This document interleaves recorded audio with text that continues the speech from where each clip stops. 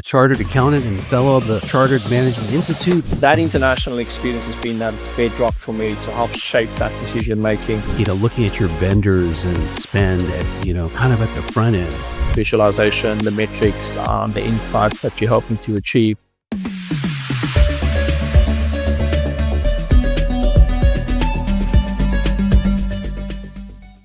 Welcome back, everyone, to another episode of the Reporting Norms. I have Alistair Roman with me, and before I introduce him, I just wanted to let you know that this podcast is available on YouTube, Spotify, and Apple. And so if you like this content, please do like and subscribe. So with that, I'd like to introduce my guest today. His name is Alistair Roman. He is currently based in the UK with over 2 decades of international experience. Alistair is a seasoned finance executive recognized for driving transformative business and financial strategies that propel profitability, operational excellence, and sustainable growth. His career spans a diverse range of industries, including e-commerce, SaaS, technology, oil and gas, retail, fast-moving consumer goods, or FMCG, and telecoms, where in addition to business as usual, he has led strategic initiatives that create long-term value in an increasingly complex global business landscape. He's held senior leadership positions in prestigious organizations such as Verisign Inc., where we work together, Naspers, Petroleum, the John Lewis Partnership, and Virgin Media O2. Central to his success is the ability to turn finance teams into dynamic strategic partners that fuel organizational success, from optimizing P&L management to leading teams across EMEA, APAC, North America, and Latin America. He has consistently delivered results in both high-growth environments and complex market dynamics. A chartered accountant and fellow of the Chartered Management Institute, he holds an executive MBA from the triple-accredited Henley Business School in the UK, alongside postgraduate and undergraduate degrees in commerce and accounting. He is passionate about leveraging finance as a strategic tool to accelerate business transformation and ensure long-term success. Outside of work, and in recognition of his leadership and contributions made to the business communities he serves, he was asked to join professional bodies like the Association of Chartered Accountants, or the ACCA, and the Chartered Management Institute, or CMI, to serve on various forums and boards. And then finally, for his family life, he's married to Yvette. They have a set of triplets, 2 girls and a son. And when he's not working, he loves spending time with his family, where he gets to showcase his cooking skills. Outside of family life, Alistair is a gym enthusiast, enjoys golf, a keen Formula One, SailGP, and baseball. Well, with that, Alistair, you've got a lot of different interests and a great background for a great discussion today. How are you doing today? Well, thank you. Thank you very much for having me on your podcast. I'm really looking forward to sharing some insights with you. Excellent. I'm great. I'm really excited to have this conversation with you as well. Let's kind of start with your international background. You've, really had a rich career across multiple continents. How has that international experience kind of shaped your financial leadership and thought process? Great question. Thank you. It's definitely something that has shaped my decision making. It also, in terms of risk management strategy, ability to innovate within global markets, it's really given me that direction. If one looks at it, it's a complex global economy we operate in. So managing diverse teams, constantly adapting to the various changes happening in that landscape, that international experience has been a bedrock for me to help shape that decision making. And it also made me understand, especially coming from South Africa, the different and diverse cultures we have across the globe, and the nuances with how to get the best out of those different, societies and cultures. There's a saying around, think global, act local. My international experience has actually empowered me to do exactly that, would have a global ambition, but have a more localized approach to the way in which we drive business and optimize business. So it's been the bedrock for me over the years, the many years I've served in commerce in the industry. Yeah, I remember visiting you in Cape Town and visiting Robben Island and seeing the cell in which Nelson Mandela had lived or was incarcerated for many, many years. So that was quite an experience. Yeah, I mean, there's lots of history in that respect. Yeah. Yeah, yeah, definitely. So you've started a firm called Cost Optimization Consultancy.com. I think seems like, one of your focuses is looking at the cost structures of companies and providing a view or perspective on companies' cost structure and ways to reduce cost and focus on cost. Tell us about why you started the firm and kind of what are some of your focus areas, as part of your practice. Yeah, so the reason for cost optimization was really based on what I've seen across businesses that I've worked with in terms of how businesses were going about driving cost optimization strategies. I thought there was a definite gap in terms of having a standardized approach, speaking a common language, the right taxonomy, the right frameworks, and that type of thing to be effective. Gartner's done a lot of research in this space. I'll just give you some stats for your listeners. In terms of Gartner's research they've done, according to them, only 43% of companies are successful in year one with their cost reduction strategies. And of that 43%, only 11% of companies are able to hold on to those savings for a period of 36 months.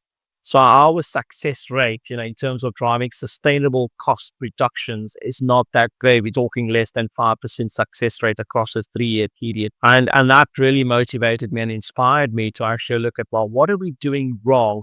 What are the key things we need to change? And how do we ensure that businesses out there are able to, when they tackle cost reduction strategies, they're able to do it in a more sustainable, more structured manner than what we've done previously. And for me, the key thing about that is that if businesses are able to be, especially in the UK, if they're able to be more successful with driving cost reduction strategies, it means the business performs better. It means the benefit not only for the business, but also the various stakeholders, be it society, be it the benefit to government with more taxes and whatever that shape may be. The key thing there, it's a more of a win-win situation. The UK is looking to really become an international hub, so to speak, for investments and for companies coming in. And if we can show that, we are robust in terms of the way in which we run our businesses, the way in which we control our costs, and the way in which we look at our margins, I think that can only be a good thing for UK PLC. So that's where cost optimization comes into play. And it's been a very interesting journey so far in terms of developing the taxonomy, working with leaders and employing those kind of frameworks at the various engagements I've had to date. One thing I will say is that cost reduction is definitely a priority for most CFOs out there. The Deloitte's Q4 2024 CFO survey in the UK, the number one priority for CFOs is taking costs out of the business. And that's been so for 11 consecutive quarters in the UK. So my view is if that's the focus in the UK, then I'm sure that that kind of resonates with most international organizations and businesses out there as well. So something needs to be done. And so that is my inspiration. Got it. Yeah, makes sense. Companies can stand still and have their cost structures just increase because of things that are outside of their control, right? Like healthcare costs or insurance or even salary increases to some extent. These costs that increase require a vigilant view of monitoring ways to reduce costs for sure. And one of the ways that you mentioned in some of your past writings is about a budgeting process that's more agile, more real time. What have you seen in the UK about companies being able to adopt this type of budgeting process? They've been slow on the uptake, and I think it's because of the fear of the unknown. So Excel still very much rules, and I think there's a need to actually take a step forward in terms of embracing more agile, more real time, and have a more dynamic form of budgeting. I think this thing with that is, and you can parcel it to kind of the drive in technology changes like Gen AI, and things along those lines. It's about how do we change that narrative? In the finance world, challenges around the business case to justify that kind of change. The challenges is around not having the skill sets, not having the right tools, also around data, the kind of quality of the data. So there's quite a bit there, which my view is that those challenges will always be there. So it's about how do we go about addressing those challenges so we can actually move to a more agile, more real time, more dynamic form of budgeting. But it's still a challenge because of all the things I've just mentioned that I see businesses have. I think the bigger picture is that the sooner you can actually transition, the better equipped your business will be. The FP&A function for me is like the engine room of a business. All key decisions, etc., are formed out of the output from that FP&A function. And the ability to have something real time, something that's agile, it's just something that'll add to your competitive advantage. And in today's global trading environment, it's a 24/7 type of operation. So you need to have the right tools to respond to changes in market conditions, be it on a geopolitical perspective, be it on trade, tariff issues, and that type of thing.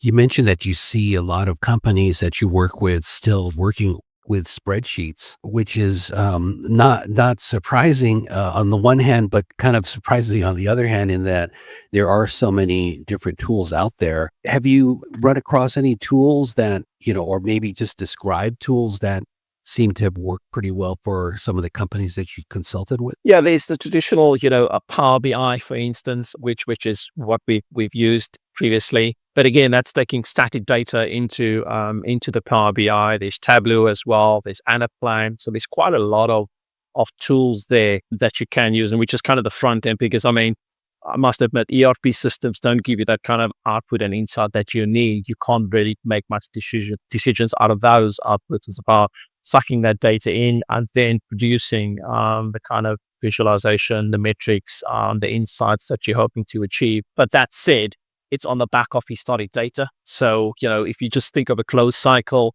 month end, after month end, you then start working on getting the MI reports out, the management information reports out to the leaders. That's just probably week 2 of the next month, by which that data is out of date, so to speak. A lot's changed since then. So in order to actually be on the front foot, it's about how do we get that information in real time, and then how do we provide our leaders with that kind of real time insights and knowledge and things like that.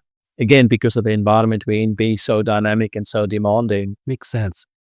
You mentioned earlier that cost reduction and cost focus is on the minds of most CFOs in a recent Deloitte survey. You've also talked about, different types of cost optimizations or ways to reduce costs, being some are short term, some are kind of medium term, and then others are more ingrained to be more lasting, if you will, more sustainable. Can you just describe a little bit more depth what you mean by, sort of short term, medium term, long term cost reduction, and make it sustainable, and embedding that in the culture of the company? Great question. So in my taxonomy, what I produce is what I call a cost transformation maturity map. And that looks at a kind of 3 different buckets of costs that we do have when we talk about driving cost optimization. The one bucket is cost reduction. The next is what I call cost optimization. And the top of the tier is what I call value optimization.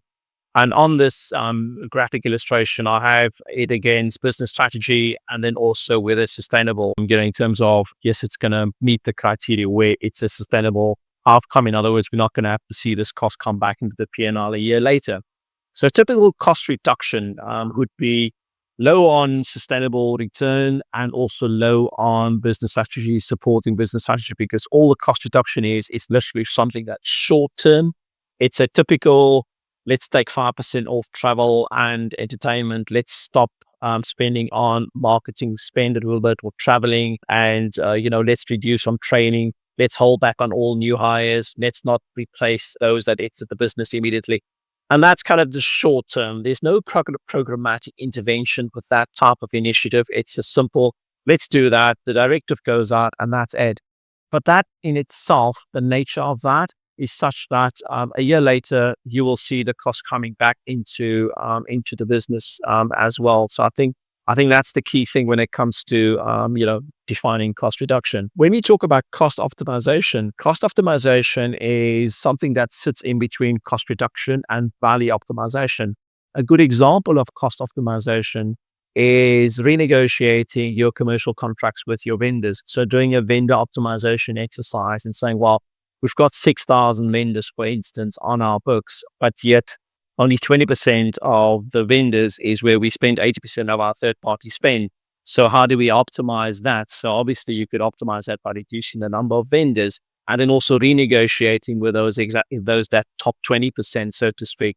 And provide you with repeatable benefits.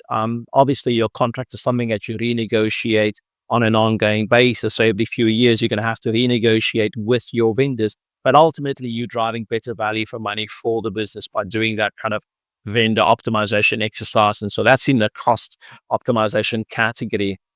When we talk about value optimization, now this is the kind of end to end, and it's absolutely ticks all the boxes from a sustainability perspective and then also from a business strategy perspective. And the example I like to use are things like doing an ERP implementation, but then following that ERP implementation with all the bells and whistles to drive automation, to drive simplification, to drive standardization. And that then also takes cost out of the business. But when you do that, that's more permanent and that's sustainable. So we'll see the benefits to the P&L coming through on an annual basis.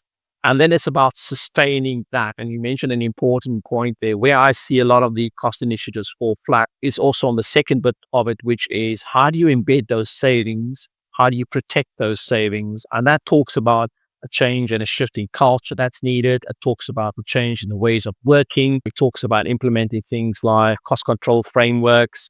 It talks about driving a more performance management agenda in terms of how you manage your cost base, and also linking it, more importantly, to recognition and rewards as well. Because I think when you start doing all of that, it has a snowball effect of shining a light on the importance of costs across the business and why it's so critical to have line of sight, to have visibility, and to be able to have people across the business influence that cost base, and why then it's so important to continue to look at challenging ourselves with being optimal when it comes to implementing any form of costs across the business.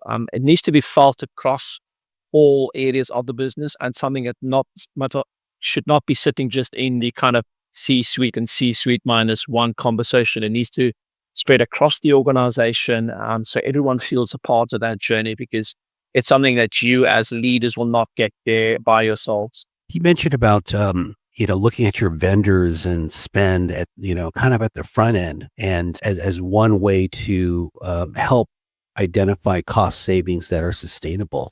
That one really resonates with me because I've heard that before from some of my previous guests, where they have a team that looks, basically within the procurement team, looking at vendors, looking at duplicative vendors, ensuring that they're aware of the renewal timing in which certain vendors come up. I think what I've heard and I've also seen personally is when you have turnover within the organization. One person a year ago thought this particular vendor was the greatest vendor to provide the service that made sense, and then that person leaves. A new person comes in and says, I don't have no idea why we use this vendor. Then you miss the opportunity to terminate the old guy, and then you end up buying something new for this new person, and then you have duplicative spend. So that's a really great example. But in terms of the ERP, I would imagine that companies, because they need to be very mindful of the utilization of their resources in terms of like doing a computation of like return on investment, of looking at what is the investment going to cost me or cost the company to implement the system, and what is the expected savings. Have you been involved in, those types of computations and try to make the numerator as big as possible, if you will? Yes, definitely. Being definitely involved in those kind of conversations. I think the key thing about that is it forces you to look at the business holistically. It forces you to look at end to end across the business, all your signature processes, across all the functions, everything. It's about resetting how the business operates. And it's not just the finance only element of it. And so when you bring everything else into it, it makes a stronger business case, because now you're looking at all your processes, operations, across all the functions, across all your resources, and you're sitting back and thinking, well, what are we going to do differently? And so the ERP is that kind of catalyst and that tool that empowers that and everything else around it, because ultimately the unlock of all of that with the technology piece is the underlying processes that you have and what you can do in terms of streamlining those processes, automating it, introducing technologies like RPA and that type of thing. So when you stack all of that together, it makes for a very strong business case. But you have to be brave enough to make that bold move. You have to be bold enough, brave enough. And that for me is how you then make that shift that's needed. Piecemealing this is not really going to justify the business case.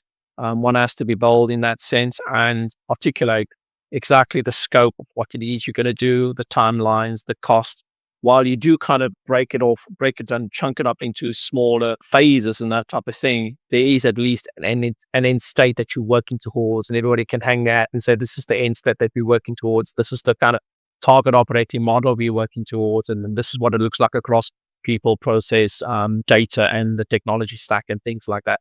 So it becomes a much more holistic conversation. And I think that's the exciting bit about all of that. Yeah, for sure. And the other exciting part these days is you mentioned RPA, but you actually have LLMs now, or Gen AI, and other really pretty powerful tools that can help facilitate analysis and really sort of financial reporting and getting insight quickly on KPIs, et cetera. And cost efficiency, cost reduction is your specialty. I guess how have you seen AI, Gen AI, LLMs impact what you're seeing, in today's world or cost reduction? Well, I think for me, what I've seen is that the technology on hand with AI and machine learning, all of those new technologies, it has allowed us greater insights. It has allowed us to actually ingest a lot more volumes, a lot more data, I should say, and from that, then kind of look at analyzing, and then start prompting what are the things we should be looking for. So in cost reduction as well, it will shine a light on that area for us, and it shine a light on opportunities for cost reduction as well through these technologies. Similarly, like the predictive analytics for better forecasting that AI will produce. Also, in terms of RPA. So I've seen a plethora of opportunities that this technology yields, especially in my area, and it's something that I know that businesses will, in time to come, see the benefits thereof. I know there's a lot of questions around, what's the benefits? Should we be doing it? Shouldn't we be doing it? What does the business case look like for this? But I think as we mature, I know in terms of those that follow the Gartner hype cycle for artificial intelligence at the end of 2024, they said we've kind of passed the peak of inflated expectation. We're now into the trough of disillusionment, which basically means we'll be washing out, or all the smoke and mirrors will be removed, and the kind of quality of offerings coming through will be more grounded, I should say. And then from that, we move on to what they call the slope of enlightenment, and then eventually to the plateau of productivity. So I think in the sense of AI and its use case, definitely in terms of identifying cost reduction opportunities for us. And the key thing is also the analytics that it provides, and the AI-driven insights. Those are, for me, some of the key things which has enabled.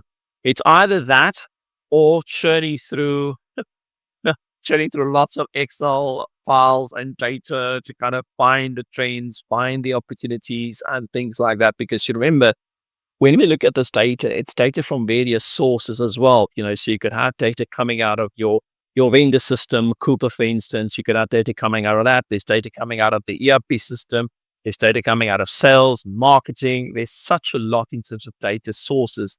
And so you kind of have to look at all of that in the round and say, what am I seeing? Where are the opportunities and things like that? There's HR data as well in terms of payroll costs, headcount numbers and things like that. So when one looks at the data sources, you can well imagine why data has become such a key component to all of this, and also the ability to unlock potential. Yeah.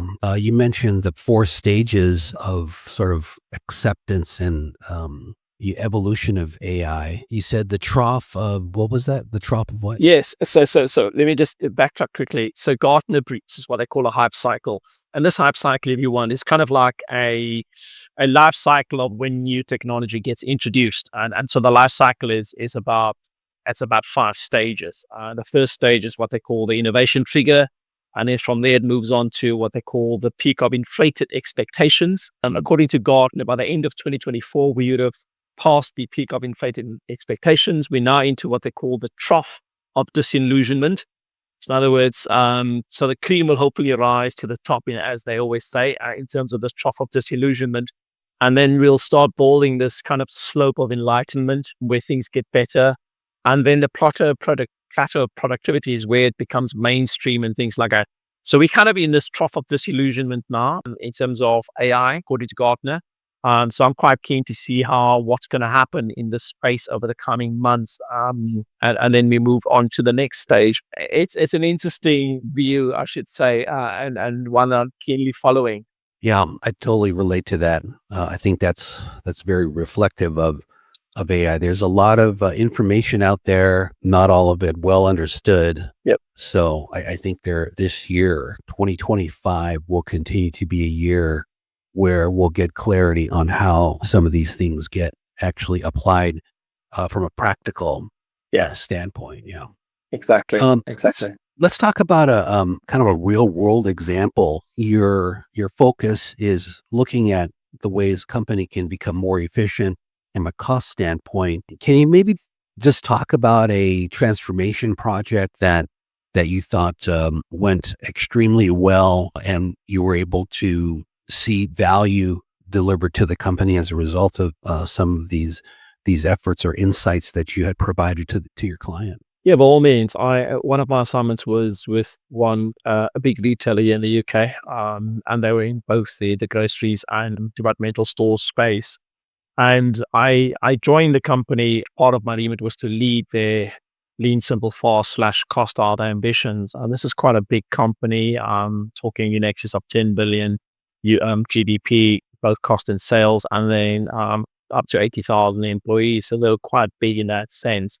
But remit was to go in there and lead that piece of work for them, which was their ambition was to take out a few £100 million off their cost base. And so how do we go about doing that type of thing? So I went in, set up a programmatic approach to actually getting after that. The one thing I found in businesses is that when you start embarking on doing a cost reduction, cost optimization exercise, the best way to go about it is to actually do a more structured programmatic approach to tackling that. In other words, delivering it as a piece of work, as opposed to it being done on the side of people's desk, because that invariably always fails, to be honest with you.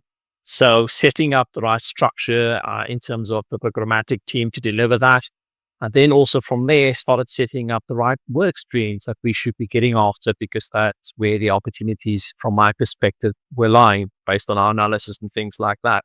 So once we started setting up the right structures, we then set up the right work streams across the program to deliver all of that savings.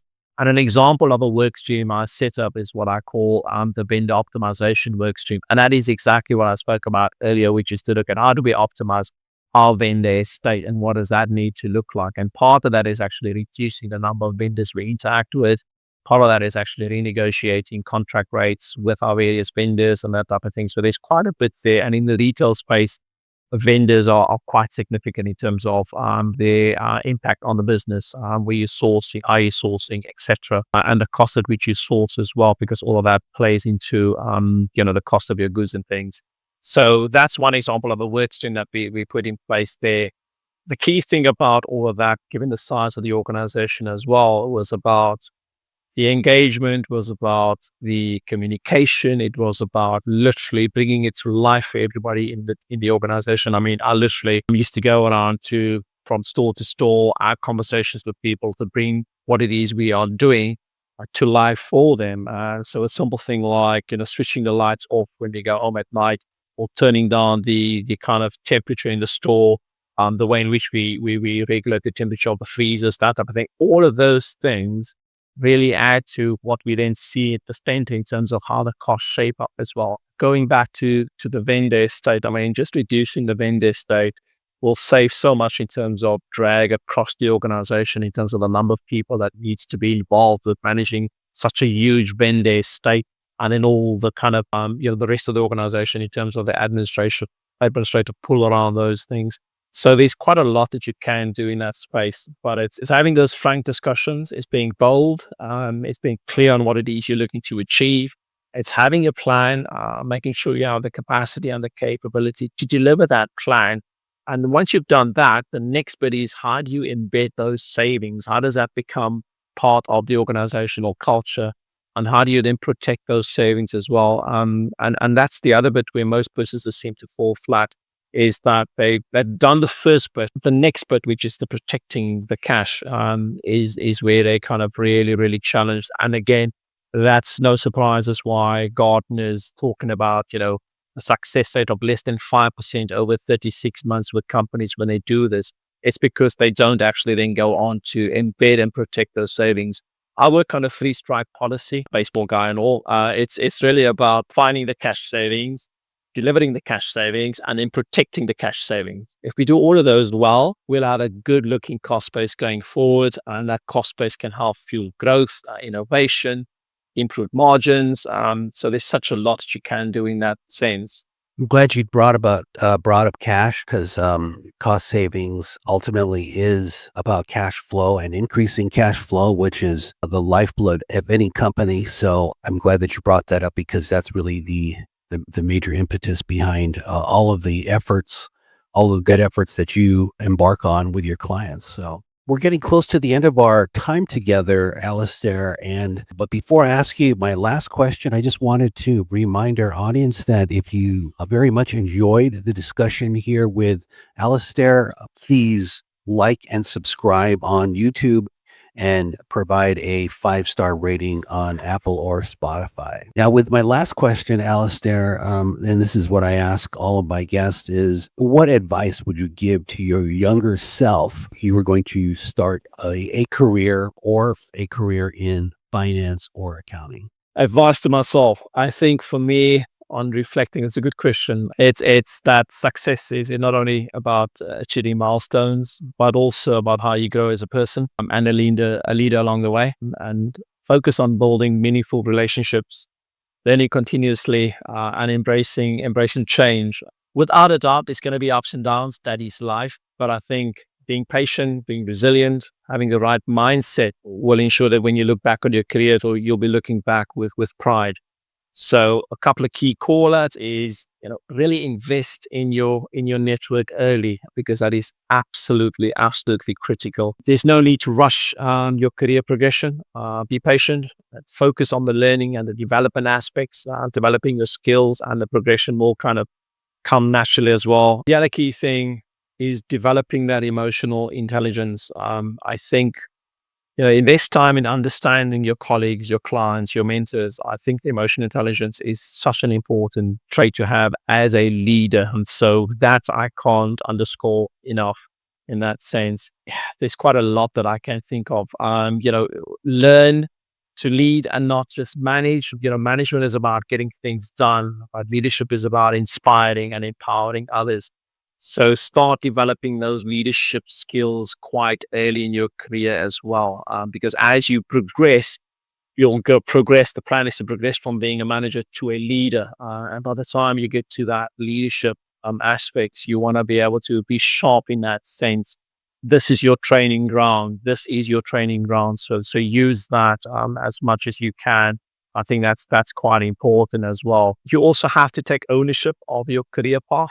No one's going to do it for you. So do that. Set out your targets, set up your goals, set up your objectives, what it is you want to do, where do you want to go, where do you see yourself, have a plan, in other words, so you can focus on those things. Also focus on lifelong learning. I'm a lifelong student. I enjoy that. It's great to actually participate, share insights, collaborate, learn from others as well. And that's how you develop both professionally and personally as well. So I would also advocate that, focus on being a lifelong learner as well. Then balance between work life and personal life. As Norm just said in the introduction, it's not just all work that makes Alistair tick. It's the balance between spending time with my wife and my kids, the balance between enjoying the cooking, the golf, although I don't enjoy golf at the moment. It's a bit frustrating at times, especially when I'm shanking the ball. But I think, make time so you can have that proper balance, because I think that's quite important in terms of how you live your life with a balance between work and personal. So those are just some of the key things that I'll call out. I think, being true to your values, being transparent and ethical, those are all kind of key aspects as well as you go about your journey on the professional and personal development side. It's just be patient. Things will happen in time. But if you have a plan, that's the best thing. You'll have some kind of North Star that you're working towards. And then that's so important. A lot there, Alistair, through your many years of experience. Thank you for sharing all of those thoughts. I think our listeners that are looking at a career in finance and accounting, all of those things, I think transcend not only accounting and finance, but being a great professional. So, Alistair, thank you so much for your time and insight. I really appreciated our conversation. Christoph, I've thoroughly enjoyed sharing my journey and my thoughts on some of the key topics we've discussed today. And I hope your listeners will as well. Thank you very much once more for the opportunity. I really enjoyed it. Okay, very good. All right, so long, everybody.